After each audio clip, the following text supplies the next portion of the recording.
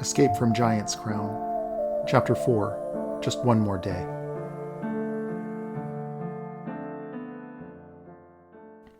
Each morning, Oliff awoke very early, just as he always had done. Yet in these early morning hours, it felt as though he was being watched. It was a terrible thing to know that you're being judged in your most hopeless, desperate moments. But who in all of Giant's Crown could judge him? He was a survivor, just like they were, for now. Before he could depart the old attic, he would take one last look at Mao, who remained motionless in the bed in front of the circular window on the third floor of the shack where Byron had arranged for them to stay. The pile of mounting medical bills were stacked on the table beside him.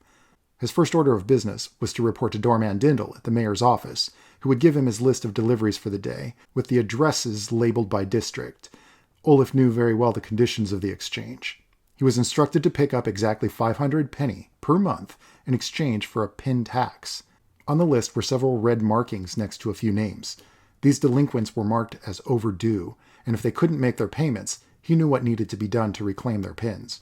In order to establish his authority as a representative of the mayor's office, Oliff was gifted 4 peach pins upon his jacket, but they were merely honorary and held no actual value or authority, a fact Byron enjoyed reminding him of, particularly as he berated him for being too slow or incompetent.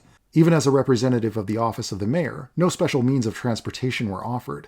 Oliff had, however, fashioned a skyhook, which he used to zip line from one area of Giant's Crown to the other, along power lines and construction ropes. This saved him so much time on his rounds that Byron insisted that he could now make even more deliveries in a day at no extra compensation, of course. To make matters worse, the delivery route changed constantly, but it always took him from one end of the Giant to the other. He soon discovered the few hidden paths that even locals did not know. The entire time he'd not forgotten the reason why they'd set out on their journey, and despite the unfortunate events that led them to being held captive here in this horrible place, he kept that goal in mind. He rushed through the rain in his worn-out shoes with the large stuffed backpack slung over his shoulder, maneuvering through corridors, in between buildings, along pipes, and down power lines. He would scare the pants off of anyone that didn't want to pay their peach pin tax and delivered them every ill-gotten peach pin. Then he would diligently deposit each and every coin pouch into Byron's insatiable and most certainly very greedy hands. After some time, the work took its toll, leaving him spending late nights at the brewhouse, dulling the memories of the day. "Worthless," Byron would scream at him after counting his money for the day. "A gorilla could do your job, and twice as fast as well." At those times, Oliff would tell himself that one day they would leave. One day they'd pay off their debt and be done with this place forever. But as each day passed, that dream seemed more and more unlikely.